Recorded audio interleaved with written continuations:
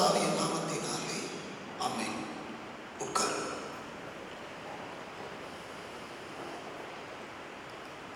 அன்புக்குரியவர்களே, காலை வேளையிலே உங்கள் அனைவருக்கும் அன்பான வாழ்த்துக்களை கூறிக்கொள்கிறேன். ஆண்டவருடைய கிருபையும் ஆண்டவருடைய சமாதானமும் நம்மிலே பெறுவதாக.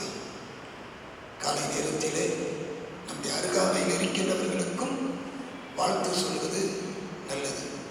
பக்கத்தில் கையை கூப்பி கர்த்தரால் நீங்கள் ஆசீர்வதிக்கப்பட்டவர்கள் சொல்லுவோமா? கர்த்தரால் நீங்கள் ஆசீர்வதிக்கப்பட்டவர்கள். ரொம்ப சந்தோஷம். சிந்தனைக்கு ஆதாரமாக ஆதியாகமம் 3ஆம் அதிகாரம் 9வது வசனம். ஆதியாகமம் 3ஆம் அதிகாரம் 9வது வசனம். தேவனாகிய கர்த்தர் ஆதாமை கூப்பிட்டு, நீ எங்கே இருக்கிறாய்? ஆதாமே, நீ எங்கே இருக்கிறாய்? ஆதாமே, நீ எங்கே இருக்கிறாய்?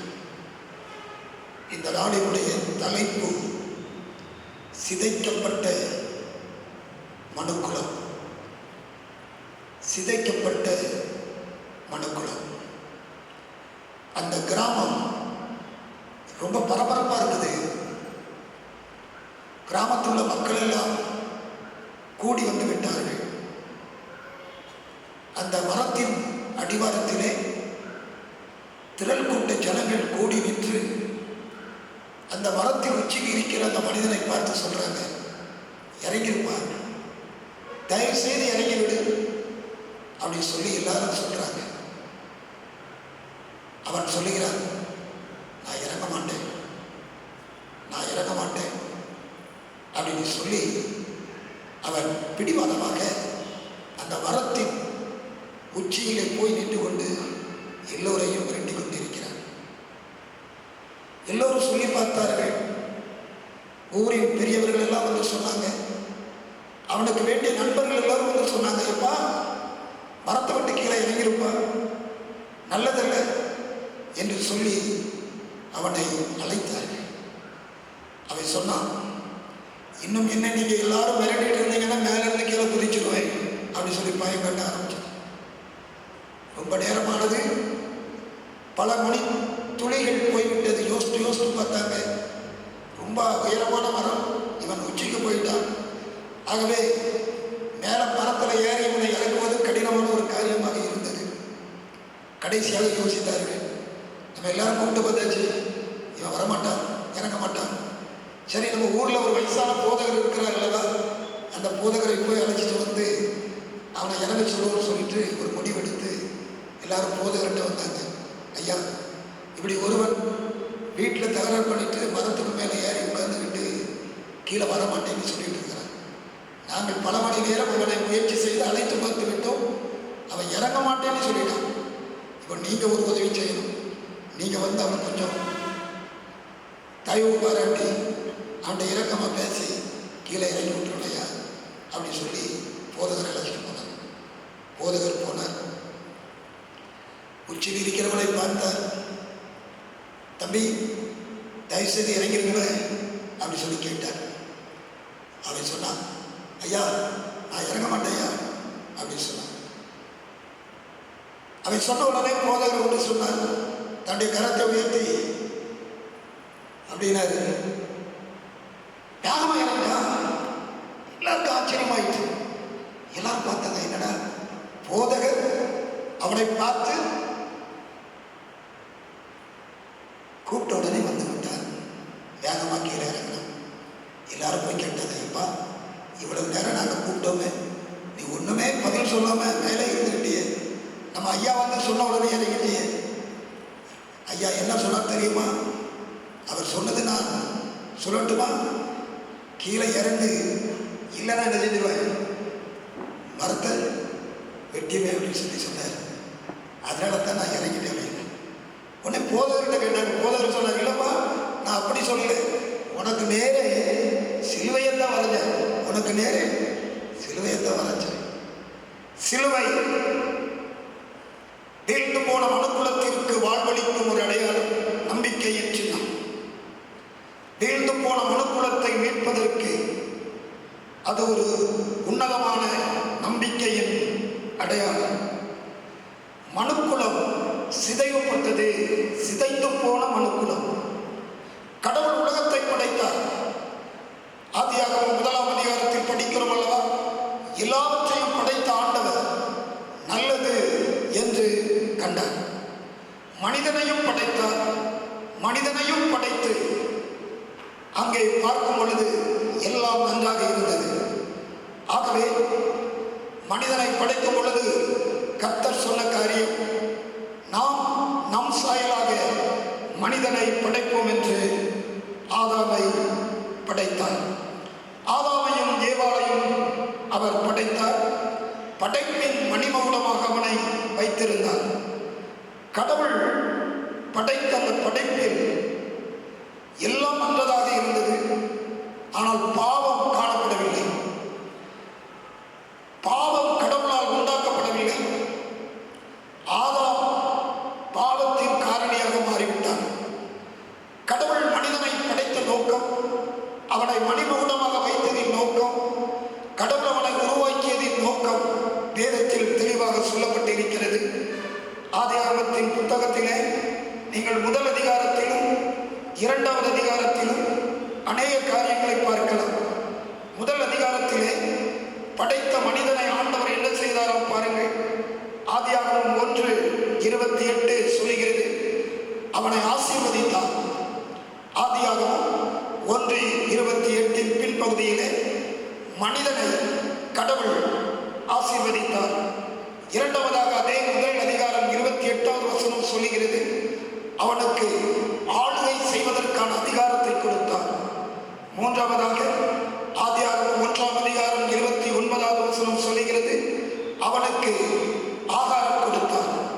ஆகவே கடவுள் மனிதனை தன் சாயலாக படைத்து அவனை ஆசீர்வதித்து ஆளுகின்ற அதிகாரத்தை கொடுத்து அவனுக்கு ஆகாரத்தை கொடுத்து தோட்டத்தில் என்ன செய்தாரோ பாருங்கள். 2வது அதிகாரத்திலே நாம் படிக்கின்றோம். அங்கே 15வது வசனத்திலே தேவனாய கர்த்தர் மனுஷனை ஏதேன் தோட்டத்தில் அழைத்து கொண்டு வந்து அதை பண்படுத்தவும் பாதுகாக்கவும் வைத்தார். மனிதனை அவர் படைத்த பொழுது இவ்விதமாக சொல்லுகிறது வேதம். ஆதியாகமம் 1ஆம் அதிகாரம் 27வது வசனம் சொல்லுகிறது, தேவன் தம்முடைய சாயலாக மனிதனை படைத்தார். இந்த தேவ சாயல் என்கிற இடத்திலே அந்த ஹீப்ரு வேர்டு, அங்கே எபிரேய வேதத்தில் எழுதப்பட்டிருக்கிற வார்த்தை செலம் அப்படிங்கிற வார்த்தை எழுதப்பட்டிருக்கிறது. அந்த செலம் என்கிற வார்த்தை கடவுளுக்கு ஒப்பானவனாக அவனை ஆண்டவர் உருவாக்கினார். அப்போ கடவுளை போன்று, கர்த்தரை போன்று, தெய்வத்தை போன்று அவருடைய சாயலிலே உருவாக்கப்பட்டவன் தான் மனிதன். அவனை உருவாக்கி அவனை குடும்பமாக ஆசீர்வதித்து அவனுக்கு ஏதேன் தோட்டத்தை கொடுத்து அவனை பெருக பண்ணி அவனுக்கு எல்லா நன்மைகளையும் கொடுத்து அவனை கனப்படுத்தி தோட்டத்தில் வைத்திருந்தார். ஆனால் அவனுக்கு ஒரே ஒரு காரியத்தை சொல்லியிருந்தார். என்ன காரியம் சொல்லியிருந்தார்? ஆதியாகமத்தின் புத்தகம் 2வது அதிகாரத்திலே நீங்கள் பாருங்கள், 17வது வசனம் வாசிக்கலாம். ஆனாலும் நன்மை தீமை அறியத்தக்க விருட்சத்தின் கனியை புசிக்க வேண்டாம், அதை நீ புசிக்கும் நாளில் சாகவே சாவா என்று கட்டளையிட்டார். கடவுள் மனிதனுக்கு கொடுத்த ஒரே ஒரு கட்டளை, நீ நன்மை தீமை அறியத்தக்க விருட்சத்தின் கனியை புசிக்க வேண்டாம். இந்த ஒரு கட்டளை தான். மீது எல்லாவனுக்கு ஆசீர்வாதமாக எல்லாவற்றையும் அவனுக்கு இலவசமாக கர்த்தர் கொடுத்து மகிழ்ச்சியாக அந்த தோட்டத்திலே அவனுடைய வாழ்க்கை போய்கொண்டிருக்கிறது. வேதம் சொல்லுகிறது, ஆதியாகமம் 3ஆம் அதிகாரத்திலே 8வது வசனத்திலே பார்க்கின்ற பொழுது, பகலில் குளிர்ச்சியான வேளையிலே தோட்டத்தில் உலாவுகிற தேவனுடைய கர்த்தருடைய சத்தம் என்று சொல்லி பார்க்கிறோம். ஆகவே தோட்டத்தில் அவனை வைத்தார், பாதுகாப்பாக வைத்தார்.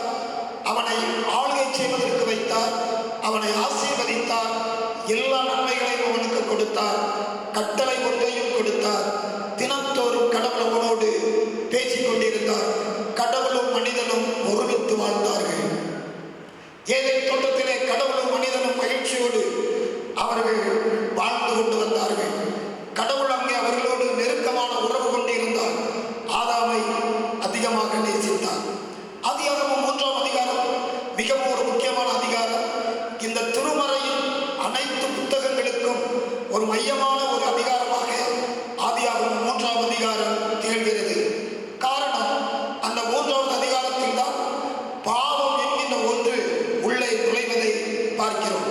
ஆகவே நான் முதலிலே சொன்னேன், கடவுள் படைத்த படைப்பில் பாவம் உண்டாகவில்லை.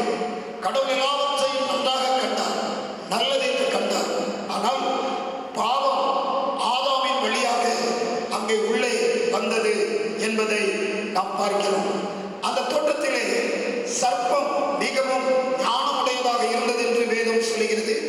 அந்த சர்ப்பத்தின் வழியாக தீமையானவன், சத்துருவானவன் அங்கே நுழைந்து ஆதாம் ஏவாள் என்பவருடைய வாழ்விலே அவன் செயல்படுவதை நாம் பார்க்கிறோம்.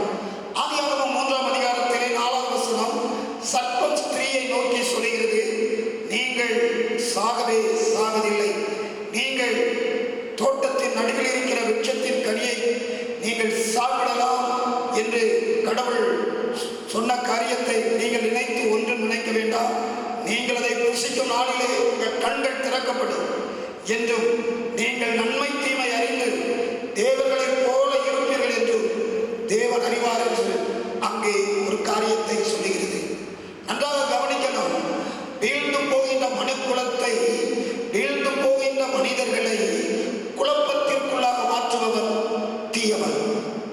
ஆகவே தெளிவற்ற தன்மையும் கடவுள் மீதுள்ள நம்பிக்கையையும் முதல் மனிதன் ஆதாம் ஏவாள் அங்கே இழந்து போனார்கள். கடவுள் மீது நம்பிக்கை கொள்வதையும் கடவுளுடைய சத்தத்திற்கு, கடவுளுடைய வார்த்தைக்கு கீழ்ப்படிவதிலும் அவர்கள் குறைவுபட்டார்கள் என்பதை நாம் பார்க்கிறோம்.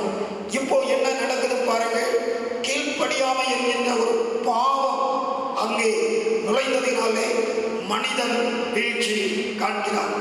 அந்த கீழ்ப்படியாமை என்கின்ற அந்த செயல் ஆதாமுடைய வாழ்விலே காணப்பட்டது. பாவம் ஆதாமுடைய வாழ்வில் நுழைந்து விட்டது. கடவுளின் கட்டளைக்கு கீழ்ப்படியாத பாவம். பாவத்தை குறித்து வேதம் விவிதமாக சொல்கிறது. பாவத்தை குறித்து எபிரேய பதம் இவ்விதமாக சொல்கிறது. ஷட்டா என்று ஒரு வார்த்தை சொல்லப்பட்டிருக்கிறது. குறித்த நோக்கத்தை தவற விட்டுவிட்டு, குறித்த நோக்கத்தை அங்கே விட்டுவிட்டு தவறு செய்வதை குறித்து சொல்லப்படுகிறது. இந்த கட்டா என்கின்ற இந்த வார்த்தை குறி தவறுதல், குறி தவறுதல். ஒருவேளை அதனுடைய இன்னும் ஒரு வார்த்தையாக, அதனுடைய தொடர்ச்சியாக வருகிற இன்னொரு வார்த்தை கட்டாதி, குறி தவறி செல்கின்ற நிலை. அதை இன்னும் இவ்விதமாக சொல்லலாம், பாவம் செய்து விட்டேன், பாவம் செய்து விட்டேன். அதைத் தொடர்ந்து இன்னும் ஒரு வார்த்தை வருகிறது, அவோ என்கின்ற ஒரு எபிரேய வார்த்தை சொல்லப்படுகிறது. அந்த அவோ என்கின்ற வார்த்தை கோணலான, வளைந்து போன ஒரு சூழலை சொல்லுகிறது. ஒரு அம்பு எய்யப்படுகின்ற பொழுது அது நேராக சென்று தான் குறிக்கப்பட்ட இடத்தை தாக்க வேண்டும். ஆனால் அந்த அம்பு அது வளைந்து கோணலாக செல்லும் என்று சொன்னால் குறித்த இடத்திலே குறித்த நோக்கத்தை அது நிறைவேற்றாமல் போய்விடும். இங்கே கடவுள் தோட்டத்திலே ஆதாமை அவ்வளவு அழகாக வைத்திருந்தார். ஆண்டவருடைய பிள்ளைகளாக, அவருடைய கரத்தினாலே உருவாக்கப்பட்டவர்களாக தோட்டத்தில் இருந்தவர்கள் கடவுளின் சத்தத்திற்கு கீழ்ப்படியவில்லை. இப்பொழுது குளிர்ச்சியான அந்த வேளையிலே கடவுள் தோட்டத்திற்கு வருகிறார். ஆதாமை கூப்பிடுகிறார். ஆதாமே, நீ எங்கே இருக்கிறாய்? ஆதாமே, நீ எங்கே இருக்கிறாய்? ஆதாம் சொல்லிய பதிலை பாருங்கள். நான் தேவனுடைய சத்தத்தை கேட்டு நான் பயந்து ஒளித்துக் கொண்டேன் என்று அங்கே சொல்லுவதை 10வது வாக்கியத்தில் பார்க்கிறோம். ஆதியாகமம் 3:10 விதமாக சொல்லுகிறது. நான் தேவனுடைய சத்தத்தை கேட்டதிலே, தோட்டத்திலே கேட்டு நான் நிர்வாணியாக இருப்பதினால் பயந்து ஒளித்துக் கொண்டேன் என்று சொல்லுகிறான்.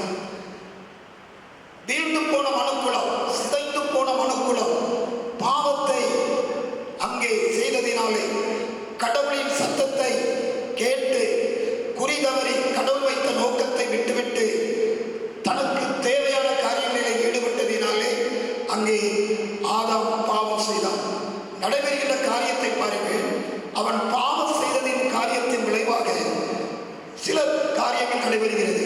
முதலாவதாக, கடவுளுக்கும் மனிதனுக்கும் இருந்த உறவு துண்டிக்கப்படுகிறது. கடவுளுக்கும் மனிதனுக்கும் இருந்த உறவு துண்டிக்கப்படுகிறது. தேவனுடைய சத்தத்தை தோட்டத்திலே கேட்டு நான் ஒழித்துக் கொண்டிருக்கிறேன்.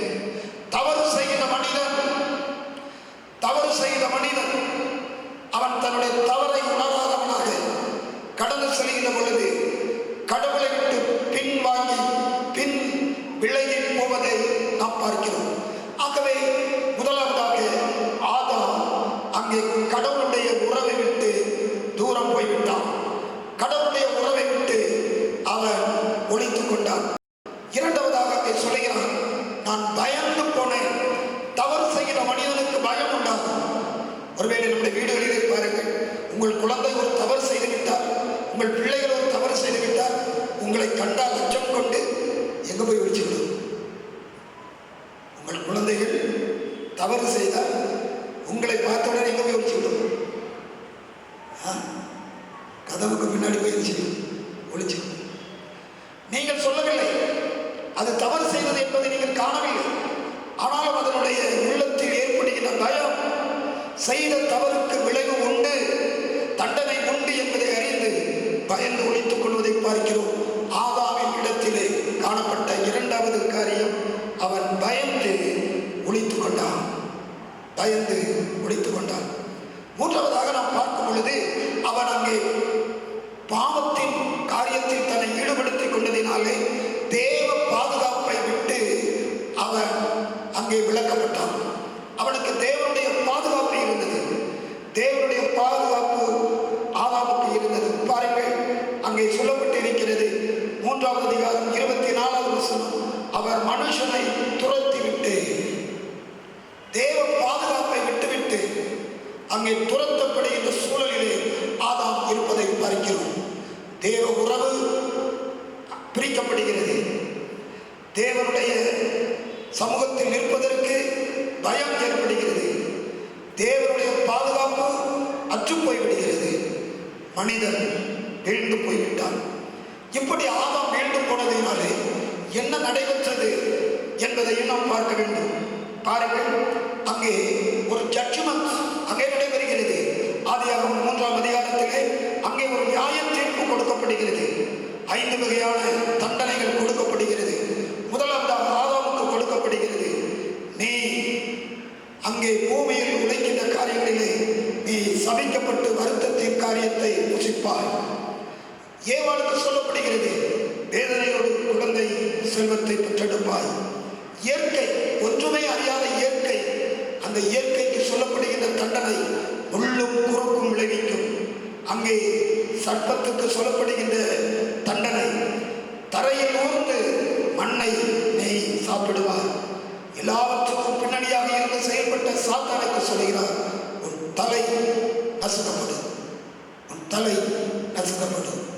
வீழ்ந்து போன மனுக்குலத்தினாலே இந்த உலகமும் உலகத்தின் காரியங்களும் சிதைந்து போய்விடுகிறது. அன்புக்குரியவர்களே, ஆதாமுடைய இந்த வீழ்ச்சியிலே மனுக்குலத்திற்குள் பாவம் நுழைந்ததினாலே என்ன நடந்தது என்பதையும் இதே 3வது அதிகாரத்திலே 2வது அதிகாரத்திலே நாம் பார்க்கிறோம். ஆதியாகமம் 2வது அதிகாரத்திலே நாம் படிக்கின்ற பொழுது 17வது வசனத்திலே அங்கே சொல்லப்பட்டது, நீ சாகவே சாகாய். மரணம், பாவத்தின் விளைவு மரணம் ஆதாமின் மூலமாக வந்தது. ஆகவே ரோமரிலே சொல்லப்பட்டிருக்கிறது, பாவத்தின் சம்பளம் மரணம். ஆகவே ஆதாம் தவறு செய்த பொழுது முதலாவதாக மரணம் உள்ளே நுழைந்தது. அடுத்து ஆதியாகமம் 3ஆம் அதிகாரம் 14வது வசனம் சொல்லுகிறது, 17வது வசனம் சொல்லுகிறது, பூமி உன்னிமித்தம் சபிக்கப்பட்டிருக்கும் சாபம். மூன்றாவதாக சொல்லப்படுகிறது, ஆதியாகமம் 3ஆம் அதிகாரம் 17வது வசனம் பின்பகுதி, நீ உயிரோடு இருக்கும் நாளெல்லாம் வருத்தத்தோடு அதன் பலனை புசிப்பாய். சாரோ, வருத்தம். 4வதாக சொல்லப்படுகிறது, பாருங்கள், 3ஆம் அதிகாரம் 18வது வசனம் சொல்லுகிறது, அது உனக்கு உள்ளும் குறுக்கும் விளைவிக்கும். 5வதாக 3ஆம் அதிகாரம் 19வது வசனம் சொல்லுகிறது, அங்கே சொல்லுகின்ற காரியம், நீ பூமியில் இருந்து எடுக்கப்பட்டபடியா நீ பூமிக்கு திரும்ப மட்டும் உன் முகத்தின் வேர்வையாக ஆகாரம் வசிப்பாய். வியர்வை, மரணம், சாபம், வருத்தம், துன்பம், முற்கள், அடுத்து வியர்வை. ஆதாமின் வீழ்ச்சியினாலே மனுக்குலத்திற்குள் இந்த காரியம் வந்துவிட்டது. ஆகவே மனுக்குலம் சிதைவு காண ஆரம்பித்தது, சிதைக்கப்பட்டது. ஆகவே மனிதன் கடவுளின் சமூகத்தை விட்டு தூரம் போய் கொண்டே இருக்கிறான். கடவுள் விரும்புகிறார் மனிதனோடு வாழ வேண்டும் என்று. ஆகவே அவர் ஒரு மாபெரும் முயற்சி எடுக்கிறார். வீழ்ந்து போன மனிதனை, தூரம் போன மனிதனை, ஒளித்துக் கொண்டிருக்கின்ற மனிதனை, பயந்து போன மனிதனை, அங்கே பாதுகாப்பற்ற நிலையில் இருக்கின்ற மனிதனை மீண்டும் தன்னோடு இணைத்துக் கொள்வதற்கு தெய்வம் விரும்புகிறார்.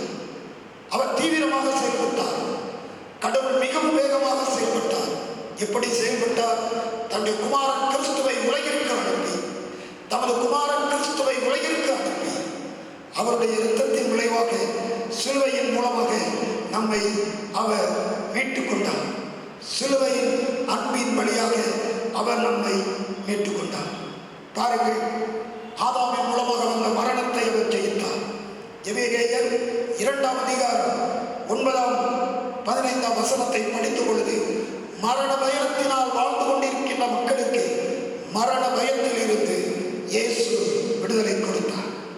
அடுத்து, சாபம் நிறைந்த இந்த பூமியிலே வாழ்கிற மனிதனுடைய சாபத்தை நீக்குவதற்கு கலாத்தியர் 3:13 இயேசு சாபமானார்.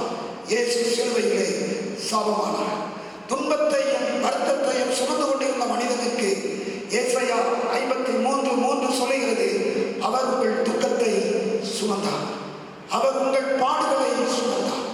அடுத்து, பூமியிலே அங்கே உள்ளும் குறுக்கும் விளைவிக்கும் என்று சொன்ன அந்த சாபத்தின் காரியங்களை மாற்றுவதற்கு இயேசு சிலுவையிலே தன் தலையிலே முள்முடி சூட்டப்பட்டார்.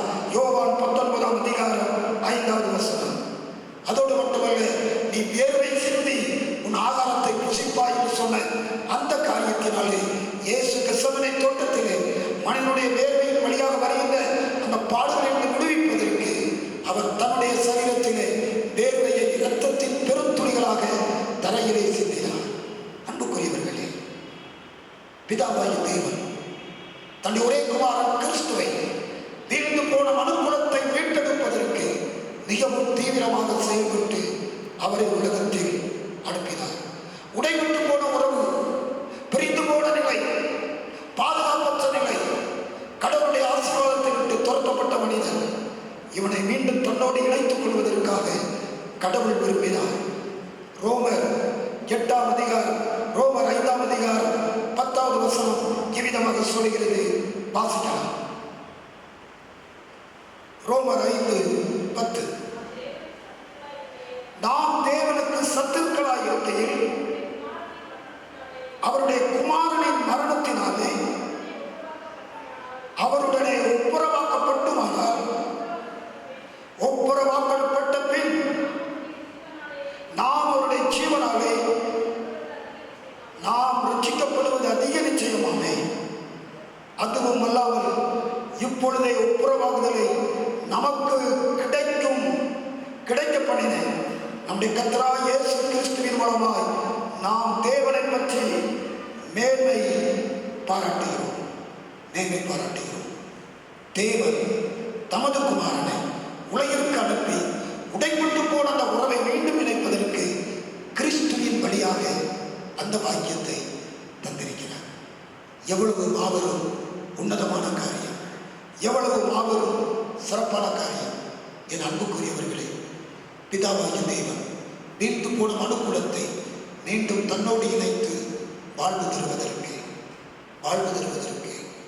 அவர் தமது குமாரனை சிலுவையில் கொடுத்தாரே. ரோமர் 3ஆம் அதிகாரம் 22வது வசனம் இவ்விதமாக சொல்கிறது, வாசியுங்கள். இயேசு கிறிஸ்துவை பற்றி விசுவாசத்தினாலே பழிக்கும் தேவ நீதியை விசுவாசிக்கிற எவர்களுக்குள்ளும் எவர்கள் மேலும் அது பழிக்கும், வித்தியாசமே இல்லை. எல்லோரும் பாவம் செய்து தேவ மகிமையற்றவர்களாகி 24வது வசனம், இலவசமாய் அவருடைய கிருபையினாலே கிறிஸ்து இயேசுவில் உள்ள மீட்பை கொண்டு நீதிமான்களாக்கப்படுகிறார்கள். மீட்பு இலவசமாக கொடுக்கப்படுகிறது. சிலுவையின் வழியாக வீழ்ந்து போன மணமக்களுக்கு வாழ்வு கிடைக்கிறது. நமக்கு வாழ்வு கிடைக்கும். கிறிஸ்துவின் சிலுவை வாழ்வின் அது அடையாளம், நம்பிக்கை தரும் அடையாளம். நம்பிக்கை இழந்து போன மனுக்குலத்திற்கு மீண்டும் நம்பிக்கையை தருவது சிலுவை, கிறிஸ்துவின் சிலுவை. அந்த மனிதன் தன் குடும்பத்தினருக்கு மிகுந்த துன்பத்தை கொடுத்து விட்டான். தன் குடும்பத்திற்கு மட்டுமல்ல, சமுதாயத்திற்கும் அநேக தீங்குகளை செய்துவிட்டான். அந்த நாட்டு அரசு அவனை பிடித்து சிறையில் அடைத்தது. சிறையிலே அவர் காலங்களை கழித்துக் கொண்டிருந்தார். கழித்துக் கொண்டிருக்கும் பொழுது ஒரு நாள் வந்தது. அவனுக்கு ஒரு செய்தி சொல்லப்பட்டது. எப்பா, இந்த சிறையிலே உனக்கான தண்டனை காலம் முடிந்துவிட்டது. இத்தனாம் தேதி நீ உன் வீட்டிற்கு போகலாம், உனக்கு விடுதலை என்று அறிவிக்கப்பட்டது. அவன் யோசித்தான், எங்கே போவது? பல ஆண்டுகள் சிறையிலே கழித்து அவன் விருத்தோப்பிய வயதை அடைந்து விட்டான். பயந்து முதிர்ந்த நிலை அடைந்து விட்டான். எங்கே யாரிடத்தில் போவது யோசித்தான். கடைசியாக ஒரு முடிவெடுத்தான். தன் மனைவிக்கும் தன் பிள்ளைகளுக்கும் ஒரு கடிதம் எழுதினான். அந்த கடிதத்தில் வீதமாக எழுதினார், என் அன்பு மனைவி, என் பிள்ளைகளே, நான் உங்களோடு இருந்த பொழுது உங்களுக்கு அநேக தீமைகளை செய்துவிட்டேன். உங்களுக்கு மட்டுமல்ல, சமுதாயத்திலும் அநேக தீமைகளை செய்துவிட்டேன். நான் சிறையில் அடைக்கப்பட்டு என் தவறுகளை எல்லாம் உணர்ந்து விட்டேன். குறிப்பிட்ட காலம் கடந்து போய்விட்டது. நான் வயதான நிலைக்கு வந்துவிட்டேன். எனக்கு இத்தனாம் தேதி சிறையில் இருந்து விடுதலை கொடுக்க போறாங்க. நான் எங்க போறேன்னு சொல்லி எனக்கு தெரியல. ஆனால் நான் விருத்தியோப்பிய வயதை அடைந்து விட்டேன், முதிர்ந்த வயதை அடைந்து விட்டேன். இது என்னால் யாருக்கும் பிரயோஜனம் இல்லை. என் வாழ்வை எனக்கு கடினமாக இருக்கிறது. ஆனால் ஒன்று, நான் செய்த தவறுகளை நீங்கள் மன்னித்து என்னை ஏற்றுக்கொள்வீர்களானால் நான் உங்களை சந்திக்க விரும்புகிறேன் அப்படி சொல்லி இன்னும் ஒரு காரியத்தை எழுதினார். இத்தனாம் தேதி நான் விடுதலை அடைகிறேன். விடுதலை பெற்ற உடனே, நான் சிறையிலிருந்து வெளியே வந்த உடனே, நான் ட்ரெயின் மூலமாக, புகை வண்டியின் மூலமாக நான் நம்முடைய வீட்டிற்கு வருவேன். நம்முடைய ஊருக்குள் செல்லும் அந்த ட்ரெயினை நான் பிடித்து வருவேன். ஒரே ஒரு காரியம் என்ன தெரியுமா? நம்முடைய வீட்டின் பக்கமாகத்தான் அந்த ட்ரெயின் போகும். அந்த ரயில் வண்டி போகும் பொழுது நான் பார்த்தேன், நம்ம வீட்டுக்கு முன்னாடி ஒரு அசோக் ட்ரீ இருக்கும். அந்த அசோக் ட்ரீ உயரமாக இருக்கும். இப்பொழுதும் அந்த மரம் இருக்கும் என்று நினைக்கிறேன். நீங்கள் என்னை ஏற்றுக்கொள்வது உண்மையானால், என்னை நீங்கள் ஏற்றுக்கொள்வது உண்மையானால், நான் அந்த வண்டியில் வரும் பொழுது பார்க்கும் பொழுது அந்த மரத்தின் உச்சியிலே ஒரு சிகப்பு ரிபன் நீங்கள் கட்டி தொங்கவிடப்பட்டிருக்க வேண்டும். நான் அதை பார்த்து நான் இறங்கி வீட்டிற்கு வருவேன். இல்லை என்று சொன்னால் அதே ட்ரெயினில் போயிடுவேன் அப்படின்னு சொல்லி கடிதத்தை எழுதி அனுப்பிவிட்டான். நாட்கள் வந்தது, விடுதலை கிடைத்தது.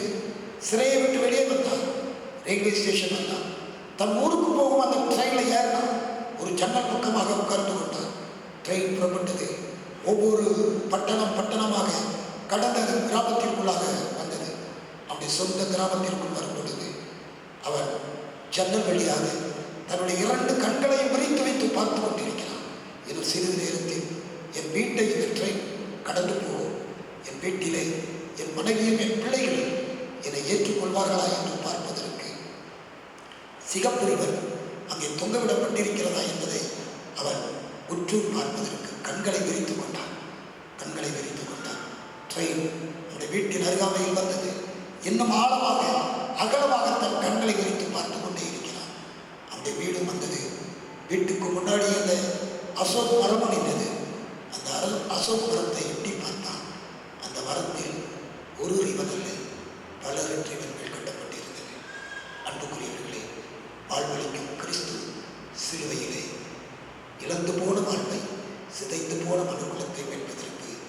தன்னுடைய செந்நீரை அவர் இழக்க கொடுத்து இளைக்கிறையும் கொடுத்து நம்மை மீட்டுவிட்டார். சிதைந்து போன மனுக்குலத்திற்கு இழந்து போன பாக்கியங்களை எல்லாம் கிறிஸ்துவின் வழியாக பெற்றுக்கொள்கிறோம். ஆமென். தலை தாழ்த்தி ஜெபிப்போம்.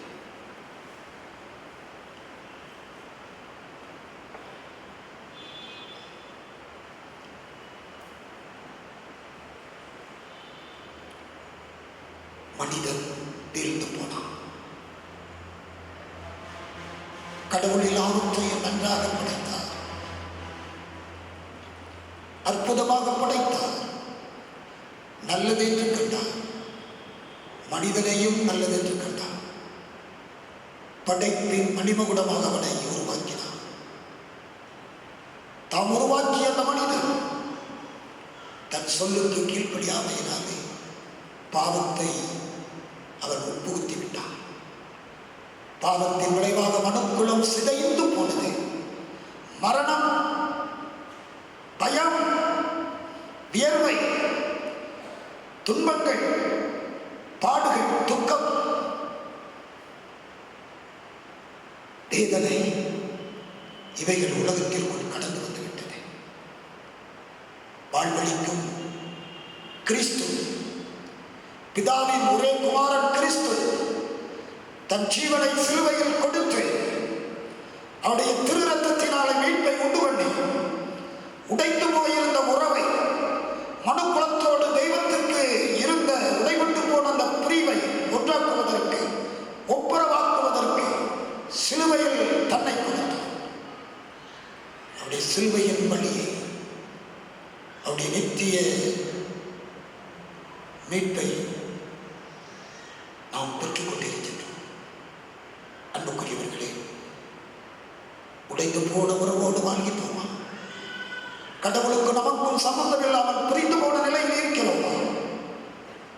பல நேரங்களிலே மரண பயம், எபிரேயர் 2:15 சொல்லுகிறது, மரண பயத்தினால் அடிமைப்பட்டவர்களை விடுவிக்கிறார் என்று வேதம் சொல்லுகிறது. துக்கம், துயரம், அவர் சிலுவையிலே நம்முடைய பாரங்களையும் பாடுகளையும் அவர் சுமந்து தீர்த்தார் என்று வேதம் சொல்லுகிறது. அவர் மெய்யாகவே நம்முடைய பாடுகளை சுமந்தார். வேதனைகளை இயேசு நமக்காக ஏற்றுக்கொண்டார். கெத்செமனே தோட்டத்திலே தன்னுடைய வேர்வையின் வழியாக இரத்தத்தை சிந்தினார். வேர்வை சிந்தி பாடுகளின் வழியாக கடந்து செல்லும் மனுக்குலத்திற்கு மீட்பை கொடுப்பதற்காக, வீழ்ந்து போன மனுக்குலத்தை, சிதைந்து போன மாநிலங்களை மீட்பதற்காக கிறிஸ்து தம்மையே ஒப்புக் கொடுத்தார். இன்று காலங்களிலே, இந்த காலங்களிலே கர்த்தருக்கு நமக்கும் உறவுகளிலே பிரச்சனை இருக்கும் என்று சொன்னார். கடவுளை எனக்கு உதவி செய்யும். இழந்து போன ஆசீர்வாதங்களை மீண்டும் பெற்றுக் கொள்வதற்கு மனிதனை ஆசீர்வதித்து பள்ளியை பெரிய ஆண்டு கொள்ளுங்கள் என்ற ஆளுகையின் அதிகாரத்தை கொடுத்து நம்முடைய பாதுகாப்பை அவனுக்கு அறிவிச் செய்து, ஆனால் தவறிழைத்த பொழுது பாதுகாப்பையும் ஆசீர்வாதத்தையும் இழந்து போனார். இழந்து போன மனுக்குலத்திற்கு மீண்டும் பாதுகாப்பையும் வாழ்வையும் தருவதற்கு நீர் உடைய குமாரனை சிலுவையில் கொடுத்து அந்த அன்பையை நினைத்து சொல்லுகிறோம். கர்த்தாவே, எங்களையும் ஆசீர்வதியும், என்னையும் ஆசீர்வதியும், எனக்கும் உடைய கிருபையைத்தான், உடைய தெய்வீக பாதுகாப்பு, உடைய தெய்வீக பாதுகாப்பு எனக்குள்ளும் கடந்து வரட்டும் என்று ஆண்டவரிடத்தில் கேட்போம்.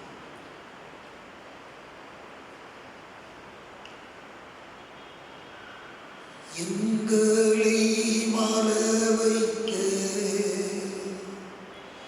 சிலுவையில் தொங்கி நீரே, எங்களை வாழ வைக்க சிலுவையில் தொங்கி நீரே, நோக்கி பார்த்ததினா பீழைத்து கொண்டோமையா, நாங்கள் நோக்கி பார்த்ததினா பிழைத்து கொண்டோமையா, ஒப்பு கொடுத்தீரையா உம்மையே எனக்காக,